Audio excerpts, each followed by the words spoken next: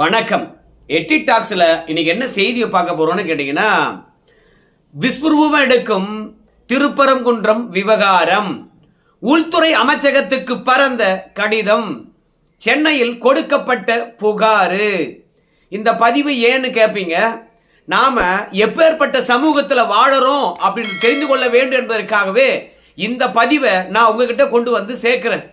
ஒவ்வொரு இந்துக்களும் ஜாக்கிரதையா வாழ வேண்டிய கட்டாயத்தில் நம்ம இருக்கிறோம் அப்படின்னு புரிந்து கொள்வதற்காக இந்த பதிவை நான் உங்ககிட்ட கொண்டு வந்து சேர்க்கிறேங்க. என்ன ஆச்சு திருப்பரங்குன்ற விஷயத்துல அப்படின்னு சொல்லிட்டு நீங்க கேட்பீங்க. திருப்பரங்குன்றம் மலையின் மீது இருக்கக்கூடிய தீபத்தூண்ல தீபம் ஏற்ற வேண்டும் என்று உத்தரவிட்டது யாரு? நம்முடைய நீதியரசர் GR சுவாமிநாதன் அவர்கள். அவர்களை அவமதிக்கின்ற அளவுக்கு புத்தகம் எழுதியிருக்கின்றார்கள். நீதித்துறை மீது சாமானிய மக்கள் நம்பிக்கை வச்சிருக்கிறாங்க. கடைசி புகலிடமே அதுதான்.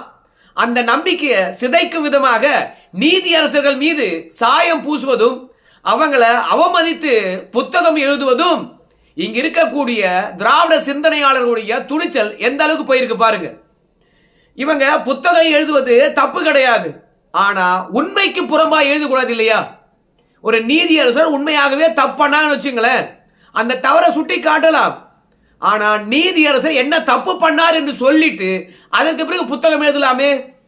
இப்படி புத்தகம் எழுதுவது நீதிமன்றத்தினுடைய கண்ணியத்தையும் நீதிமன்றம் சுதந்திரமாக செயல்படுவதையும் கேள்விக்குறியாகுது.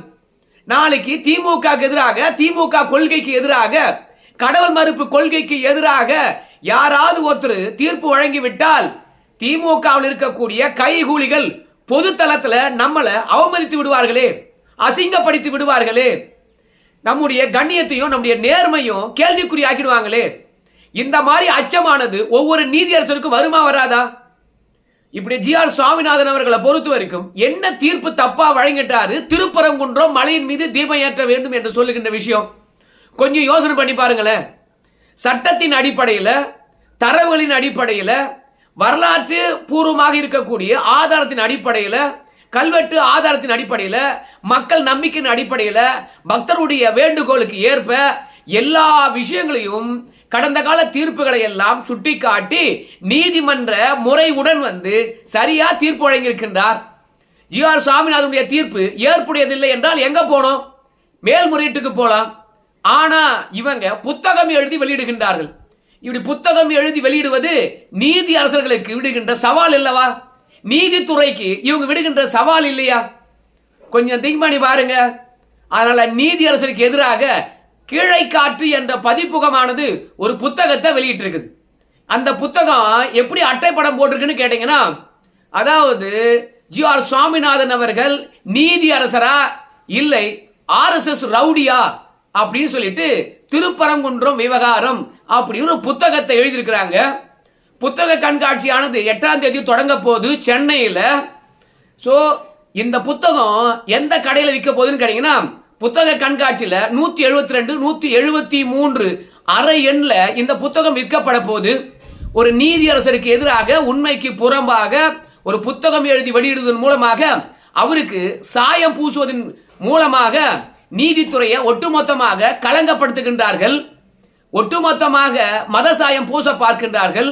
நீதித்துறையை அச்சுறுத்துகின்றார்கள். கண்ணியத்தை கேள்விக்குறியாக்குறாங்க. எப்படி இதை அனுமதிப்பது? அதனால ANS பிரசாத் என்கின்றவர் வந்து பாத்தீங்கன்னா, திருப்பரங்குன்ற விவகாரத்தில் என்ன நடந்தது என்பதை பற்றி விரிவாக கடிதம் எழுதியிருக்கின்றார் உள்துறை அமைச்சகத்துக்கு. தமிழ்நாட்டில் நீதித்துறைக்கு அச்சுறுத்தல் ஏற்பட்டிருக்கிறது.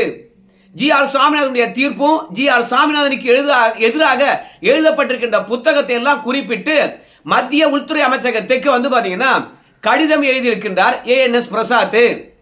நீதியரசனுடைய நடுநிலை தன்மையும் திமுகவுக்கு ஆதரவாக கடந்த காலங்களில் வழங்கியிருக்கக்கூடிய தீர்ப்பையும் அழகா சுட்டி காட்டியிருக்கின்றார். அதே மாதிரி சென்னை காவல் ஆணையர் இடத்திலும் போய் புகார் கொடுத்திருக்கின்றார்கள். ஒரு நீதியரசரை இந்த மாதிரி அச்சுறுத்தலாமா? அவரை அசிங்கப்படுத்தலாமா? அதுல எப்படி பாருங்க, அவரு காவி கொடியை ஒரு கையில பிடிச்சிருக்கிற மாதிரி இவர் என்ன RSS ரவுடியா அப்படின்னு சித்தரித்திருக்கின்றார்கள். ஆனா கடந்த காலங்களில் சில நீதியரசர்கள் சர்ச்சைக்குரிய தீர்ப்பு வழங்குகின்ற பொழுது நாம் ஏதாவது சொல்லிட்டோம்னா அவங்களை கைது பண்ணி உள்ள போடுகின்ற இந்த தமிழக அரசாங்கம் இன்னைக்கு ஒரு நீதியரசர் வாய்க்கு வந்த மாதிரி எல்லாம் சித்தரித்து புத்தகம் எழுதி அதை விற்பனைக்கும் கொண்டு வராங்க. அதை வெளியிட்டவங்க திராவிட சிந்தனையாளர்கள். அதனாலதான் அந்த கீழை காற்று பதிப்பகத்தினுடைய உரிமத்தை ரத்து பண்ணணும் அப்படின்னு காவல்துறைக்கும் மத்திய உள்துறை அமைச்சகத்தில் இருக்கக்கூடிய துறை செயலாளருக்கும் கடிதம் எழுதியிருக்கின்றார் ANS பிரசாத் அவர்கள். அது மட்டுமல்ல, அந்த புத்தகத்துக்கு தடை விதிக்கணும், புத்தக கண்காட்சியில் அந்த கடையே இருக்கக்கூடாது அப்படின்னு கடிதம் எழுதியிருக்கின்றார். நீதித்துறையை காப்பாற்ற வேண்டும் என்றால் நிச்சயமாக இதன் மீது நடவடிக்கை எடுக்கணும். இவங்களாம் என்ன சொல்றாங்க? திருப்பரங்குன்றம் மலையின் மீது இருக்கக்கூடிய தீபத்தூண்ல தீபம் ஏற்றக்கூடாது, மத ஒற்றுமையானது சிதைந்து போய்விடும் அப்படின்னு நல்ல நோக்கத்துக்காக இந்த மாதிரி நம்ம GR சாமிநாதனுக்கு எதிராக புத்தகம் எழுதுகின்றோம். அண்ணன் தம்பியாக இஸ்லாமியரும் கிறிஸ்துவர்களும் பழகுகின்றார்கள். அதை குலைப்பதற்காக RSS கைகூலியானது நீதித்துறையில பூந்து விட்டது அப்படின்னு நம்ம GR சாமிநாதன் அவர்கள் புறவழியில பேசுகின்ற வார்த்தைகளையும் நீதிமன்றத்தில் அவர் எடுத்து காட்டி இருக்கக்கூடிய விஷயங்களையும் சில கடந்த கால தீர்ப்புகளையும் சுட்டிக்காட்டி GR சாமிநாதனுக்கு எதிராக புத்தகம் எழுதியிருக்கின்றார்கள். அதனால GR சாமிநாதன் யார் என்பதை வெளி உலகத்துக்கு காட்டியாக வேண்டும் என்பதற்காக வன்மத்தை கக்கி இருக்கின்றார்கள். இவங்களுக்கு இருப்பது நல்ல நோக்கமா? இவங்களுக்கு இருப்பது நல்ல நோக்கம் என்றால் மக்கள் விழிப்புணர்வு அடைய வேண்டும் என்றால் தமிழ்நாட்டில் தான் இந்தியாவிலே அதிகமான டெங்கு பாதிப்பு இருக்கிறதா. இந்தியாவில் மொத்தமா 1,31,000 பேர் டெங்குனால பாதிப்படைஞ்சிருக்கின்றார்களாம் இந்தியா முழுவதும். ஆனா தமிழ்நாட்டில் 20,866 பேர் தமிழகத்தில் பாதிப்படைந்திருக்கின்றார்கள். இவனுங்க தான் சொல்லுவானுங்க உத்தரப்பிரதேசம் பான் பிராக் வாயனுங்க அப்படின்னு. ஆனா அங்க 11,000 பேர் தான் டெங்குனால பாதிப்படைந்திருக்கிறாங்க. மகாராஷ்டிரா, மத்திய பிரதேசம் இங்கெல்லாம் தமிழகத்தை விட ஒரு 7,000 கம்மியா தான் டெங்கு பாதிப்பு இருக்குது. இந்த டெங்கு பாதிப்பு தொடர்பாக ஒரு புத்தகம் எழுதலாமே. ஏன்னா இந்த டெங்கு பாதிப்பு இல்லாம மக்களே தங்களை காத்து கொள்ளலாம். வீட்டை சுத்தி சுத்தமா இருக்கணும், தண்ணி தேங்கக்கூடாது, கொசு வருகின்ற வழியெல்லாம் அடைக்கலாம். கொசு எதனால பாத்தீங்கன்னா நம்ம வீட்டை சுத்தி தங்குது.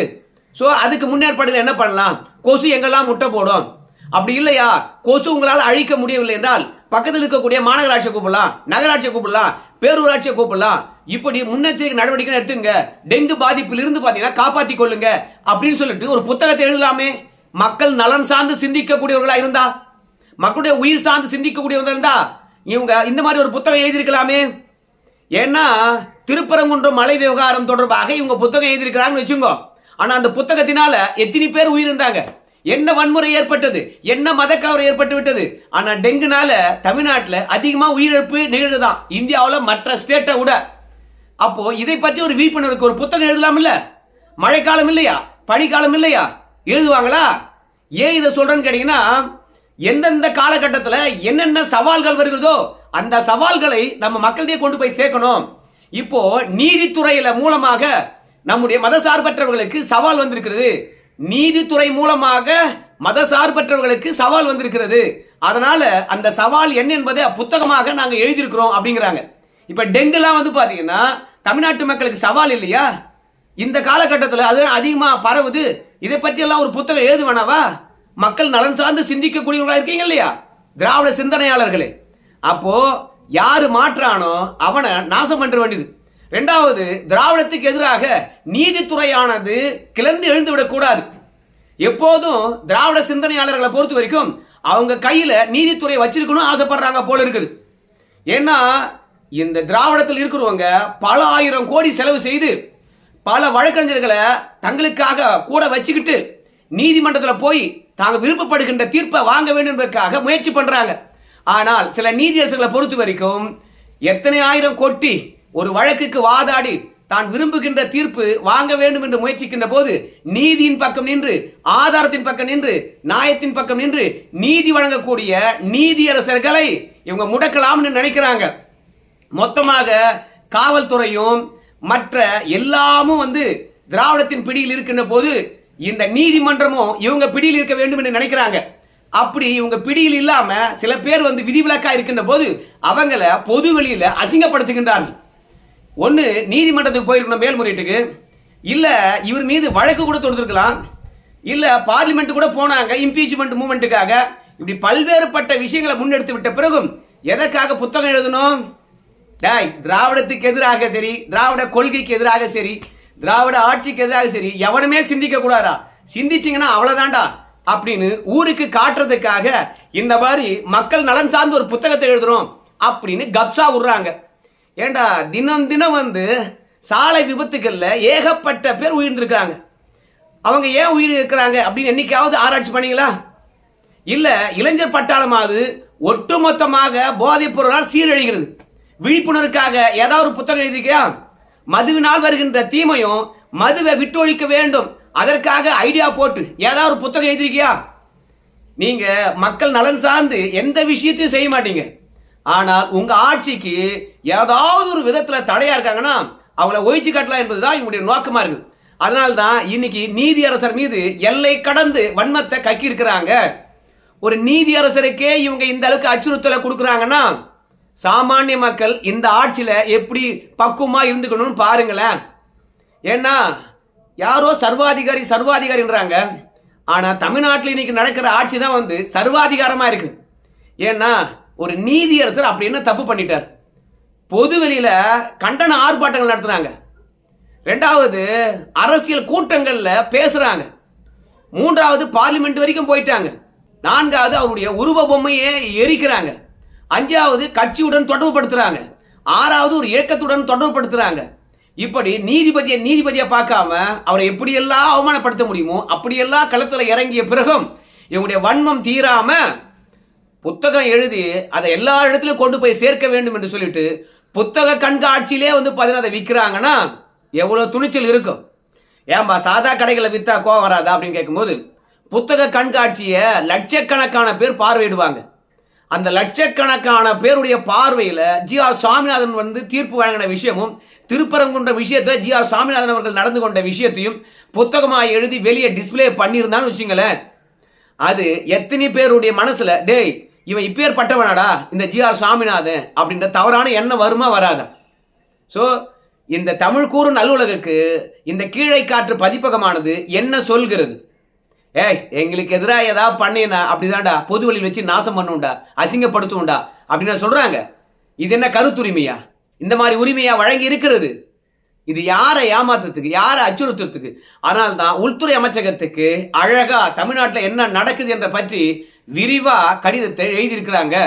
ஏற்கனவே ஜி.ஆர். சுவாமிநாதனுக்கு எதிராக பார்லிமெண்ட்லேயே பாத்தீங்கன்னா இம்பீச்மெண்ட் மூமெண்ட்டை கொண்டு வந்திருப்பதனால அங்கேயே நம்ம உள்துறை அமைச்சரை பொறுத்த வரைக்கும் சாதா தீர்ப்பு வழங்கினது, மலை மேல தீர்ப்பம் ஏற்ற வேண்டும் என்று உத்தரவிட்டதுக்கு இம்பீச்மெண்டா?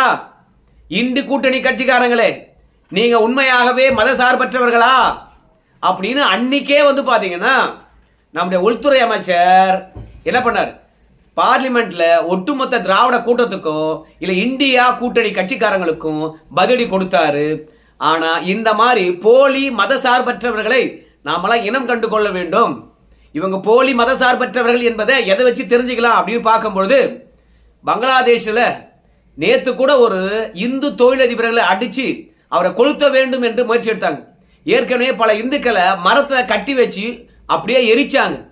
பல இந்துக்களுடைய சொத்துக்கள் நாசம் செய்யப்பட்டது. பங்களாதேஷில் ஆளுகின்றவன் சரியில்லை என்றால் எவன் ஆளை சரியா தகுதியற்றவனா இருக்கானோ அவனை போச்சு அடிக்கணும். ஆனா அங்க அதாவது வங்காளதேசம் என்பது அங்க இருக்கக்கூடிய இஸ்லாமிற்கு மட்டும் சொந்தம் கிடையாது. வங்காளதேசம் என்பது அங்க இருக்கின்ற இந்துக்களுக்கும் சொந்தம். இந்த மாதிரி ஒரு நாட்டினுடைய பூர்வ குடிகளை ஏதோ மூன்றாம் தரப்பு மாதிரி அவங்களை அடிப்பதும் உதைப்பதும் கொளுத்துவதுமாக அவங்களை அனாதியாக வெளியேற்றுவதுமாக பல வன்முறைகள் நடக்கிறது. ஆனா இங்க இருக்கக்கூடியவ மத சார்பற்றவனா இருக்கணும், அண்ணன் தம்பியா வாழ்கின்றோம் அப்படின்னு இங்க ஏதோ கலரை பூசுறான் இல்ல, சித்தாந்தம் பேசுறான் இல்ல, கோஷம் இல்லையா? ஆனா பங்களாதேஷுக்கு ஆதரவாக ஒத்த வாய் தந்திருப்பான். எல்லா இடத்துலயும் அதே மத சார்பின்மையை பார்க்கணுமா இல்லையா? அப்போ பங்களாதேஷ்ல என்ன நடக்குது என்பதை பற்றி ஒரு புத்தகம் எழுதிருக்கலாமா இல்லையா? இல்ல ஒரு போராட்டம் நடத்திருக்கலாமா இல்லையா? இங்கிருந்து ஜெருசலத்துக்கும் இங்கிருந்து பாலஸ்தீனத்துக்கும் மெழுகுவத்தி ஏந்தி ஆர்ப்பாட்டம் பண்ண அள்ளக்கைகள் இங்க பெரும்பான்மை இந்துக்கள் இருக்கிறாங்க. அவங்களுக்கு ஆதரவா ஒரு தீர்ப்பு வந்து விட்டது. ஐயோ குய்யோன்னு கத்துறானுங்க. இந்த கீழை காற்று பதிப்பகத்துல ஜி.ஆர். சுவாமிநாதன் அவர்களை பற்றி தவறா எழுதணுவேன். நிச்சயமா இந்து மதத்தை சார்ந்தவனா இருக்கவே மாட்டான். அவன் திராவிட கழகத்துல இருந்தாலும் சரி, நிச்சயமா இந்து மதத்தை சார்ந்தவனா இருக்க வாய்ப்பே கிடையாது. நெத்தில பொட்டு வச்சவனா இருந்தா, ஒரு சாமியை மனதில் நினைச்சவனா இருந்தா ஜி.ஆர். சுவாமிநாதன் அவர்கள் வழங்கின தீர்ப்பு தப்புன்னு உள்ளத்துக்குள்ள பட்டிருக்காது. நிச்சயமாக அது ஏதோ அந்நிய கைகொலி பணத்தாத்தை பிடித்த பேய். அந்த நாய் நம்ம ஜி.ஆர். சாமிநாதன் மீது இந்த மாதிரி புத்தகம் எழுதி பொதுவெளியில விற்கிறதுக்காக கீழே காற்று பதிப்பகத்துக்கு கொடுத்திருக்குது. சரி, உள்துறை அமைச்சகமானது நீதித்துறையை காப்பாற்றுவதற்காக, நீதி அரசுடைய மாண்பை காப்பாற்றுவதற்காக இந்த புத்தகத்துக்கு தடை விதிக்கிறாங்களான்னு பார்க்கணும். அதே மாதிரி கீழே காற்று பதிப்பகத்துடைய லைசன்ஸும் கேன்சல் பண்றாங்களான்னு நம்ம பொறுத்து வந்து பார்க்கணும். இந்துக்கள் ஒன்னாக மாட்டாங்க, எதுக்காகவும் போராட மாட்டாங்க அப்படின்னு நினைச்சுக்கிட்டு இந்த மாதிரிலாம் எழுதிடுறாங்க. ஆனா கொஞ்சம் கொஞ்சமாக இந்த மாதிரியான நடுநிலைவாதிகள் சொல்லிட்டு புத்தகம் எழுதுறாங்க பாரு, அவங்களாலே வந்து இந்துக்கள் விழிப்படைந்து கொண்டு வராங்க. அது திராவிடத்துக்கு நல்லது இல்லை. இந்த மாதிரி புத்தகம் எழுதுவதனால தான் இந்துக்கள் விழிப்படைகிறாங்க என்பதை திராவிடம் தெரிஞ்சுக்கிச்சுன்னா இந்த மாதிரி அவதூறு பரப்புறாங்க பாரு, அவங்களையெல்லாம் அடக்கி வைக்கும். இல்லைன்னு வச்சுங்களேன், திராவிடத்தினுடைய அழிவை இந்த மாதிரி ஆட்கள் தான் எழுதுறாங்க.